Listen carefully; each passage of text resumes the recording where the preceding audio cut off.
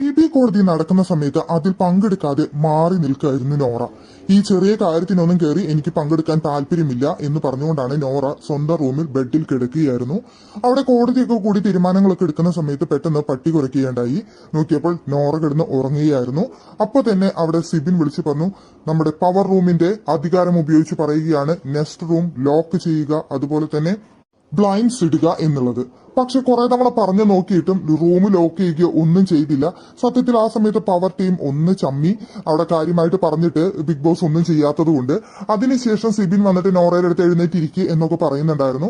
അതിനുശേഷം ഇവർ പവർ റൂമിൽ വന്നതിന് ശേഷം സിബിൻ പറയുന്നുണ്ട്, നമ്മൾ അങ്ങനെയൊന്നും പറഞ്ഞു കഴിഞ്ഞാൽ ബിഗ് ബോസ് അനുസരിക്കില്ല, റൂം ക്ലോസ് ചെയ്യില്ല, കാര്യമുള്ള കാര്യത്തിന് മാത്രമേ റൂം ക്ലോസ് ചെയ്യുള്ളൂ എന്ന് ഇന്നത്തോടെ മനസ്സിലായി.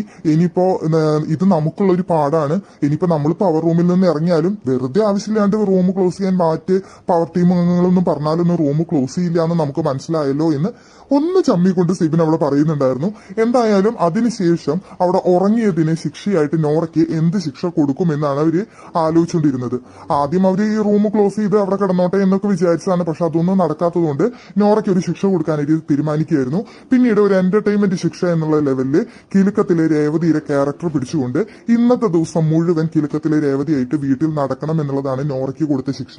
പക്ഷെ നോറയുടെ സ്വഭാവം അറിയാലോ, അങ്ങനെ എന്തെങ്കിലും പറഞ്ഞു കഴിഞ്ഞാൽ നോറ കയറി ഭയങ്കരമായിട്ട് എതിർക്കുന്നുള്ളത്. നോറ കയറി അവിടെ എതിർക്കുകയും അങ്ങോട്ടും ഇങ്ങോട്ടും സംസാരം കലവില എന്നുള്ള വഴക്കും മക്കാണോ, അങ്ങോട്ടും ഇങ്ങോട്ടൊക്കെ മറ്റുള്ളവർക്ക് കൊടുത്തിട്ടില്ലല്ലോ, എന്തിനാ എനിക്ക് മാത്രം തരുന്നു, മുമ്പൊന്നും കൊടുത്തിട്ടില്ലല്ലോ എന്നൊക്കെ പറഞ്ഞുകൊണ്ട് പിന്നീട് അത് വലിയ വിഷയങ്ങളും കാര്യങ്ങളും ഒക്കെ ആവുകയായിരുന്നു.